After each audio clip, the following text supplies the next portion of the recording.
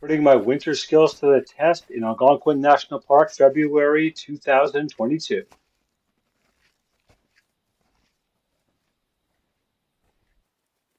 Despite the sub-zero temperatures, I can run pretty hot. So this is me delayering early on so I can avoid sweating. Sweating is pretty much death in the winter as you get wet, and then that wet can freeze. Not good.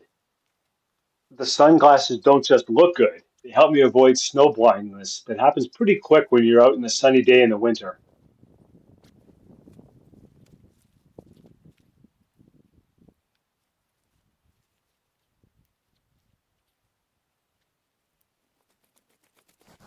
Early on in this hike, the trails are pretty well traveled by day hikers, so this is considered easy going. Luckily, there's a few streams open, so I didn't have to melt snow for all my water. This is me checking the ice to be sure I don't fall through it trying to get a drink, though.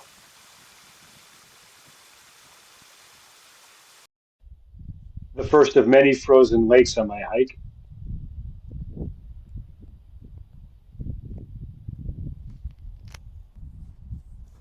That that pack is as heavy as it looks.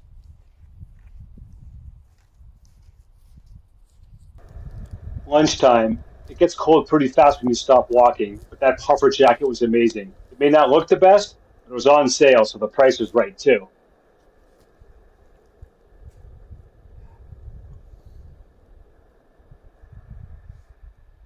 That silver aluminum foil thing on the ground is a windshield, so my stove can work without getting blown out.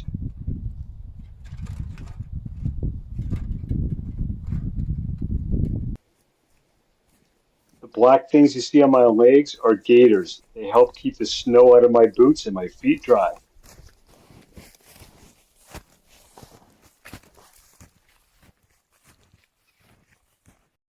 A detour to my first campsite of the hike.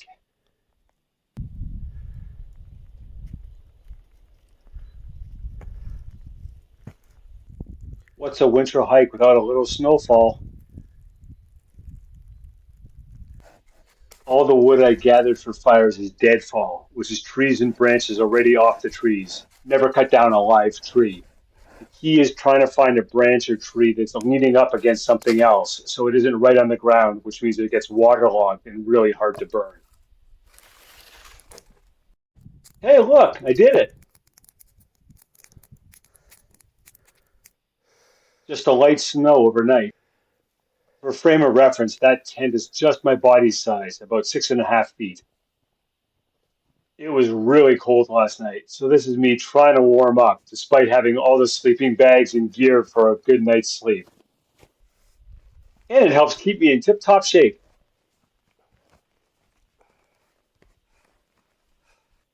This is a bear bag that I stored my food in. As you can see, I had a visitor last night.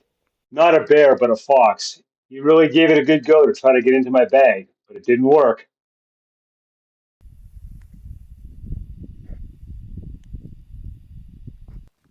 Packing up the next day, I used multiple sleeping pads on the ground to help keep the cold off me from underneath. This is the air mattress that I used, and I also have a foam pad, the silver thing you see, tied under my bag.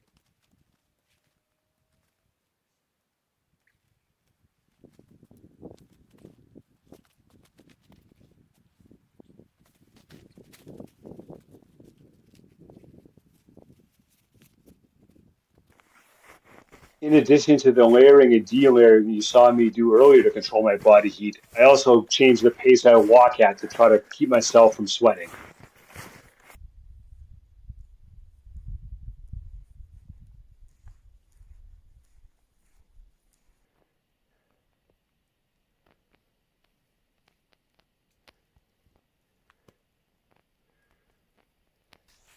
The further I got in, the less packed the trails because people weren't crazy enough to go in this far in the winter.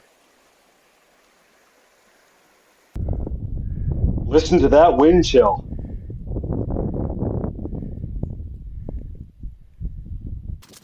Everything is harder in the winter when you're camping. The walking through the snow, carrying more gear, setting up your campsite. Here's me packing down an area to put my tent. At least all the extra work keeps me warm. It feels strange walking without your snowshoes after 8 hours in them. Here you can see I have a different area to eat my food that isn't right beside my tent, just in case anything gets on the ground. You don't want animals coming to your tent to investigate. All in all, it takes about 1 hour for me to set up my campsite each night.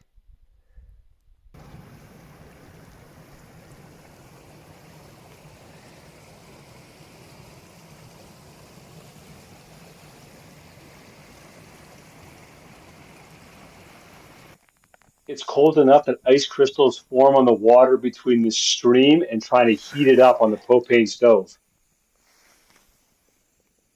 The stove is ready to go when it's red hot like this. Plus, it sounds like a jet engine, so that's kind of cool. Doesn't look like anyone's come this far this winter. I gotta blaze a new trail. But is that ever hard? You do not float on top of the snow in snowshoes.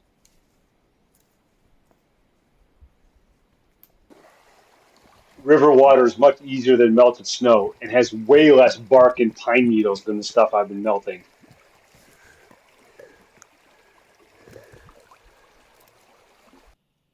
Here's my setup for lunch today.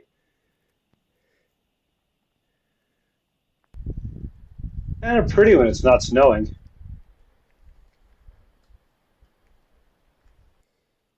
Didn't make it to a dedicated campsite without risk of it falling dark tonight, so I just set up in the woods. The process of heating up the element just looks cool. So here it is again. I'm actually kind of surprised my breathing doesn't sound heavier.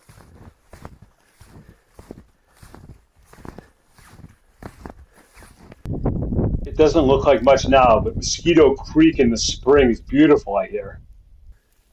I'm no expert, but I thought these looked like moose tracks, so I filmed them.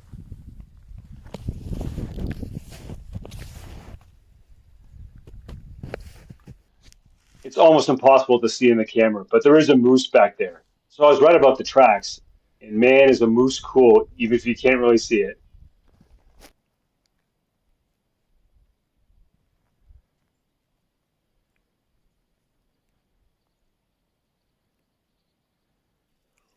When you're hungry, you would not believe how good this tastes. A little side trip to see Starling Lake, and man, is it good to get that pack off when you're walking. It sounds worse than it was. There wasn't actually a hurricane going on when I was up there.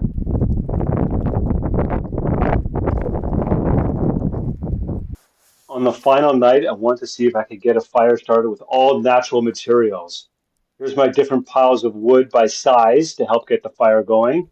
Building a base so the wood protects the fire from the snow. Now building a traditional log cabin, smaller pieces as they go higher. Kindling in the middle to try to catch the lichen and moss. Fingers crossed. Nope. Had to go with birch bark. I wasn't good enough to do it. But man, the birch bark worked well. That's a nice looking fire. And that's a good deep heat with the structure I built. Yay me.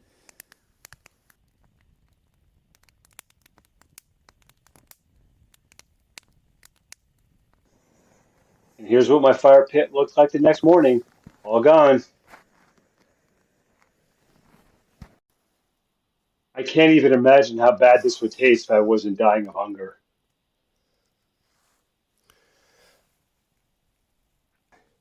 Again, never rip bark off a live tree. This is the dead tree that I used to get all that birch bark last night to start my fire. On the way out, you can see how giant the path gets when you get near the exit. Oh boy, exit. It almost means it's time to get in my warm car and stop walking. Thanks for watching.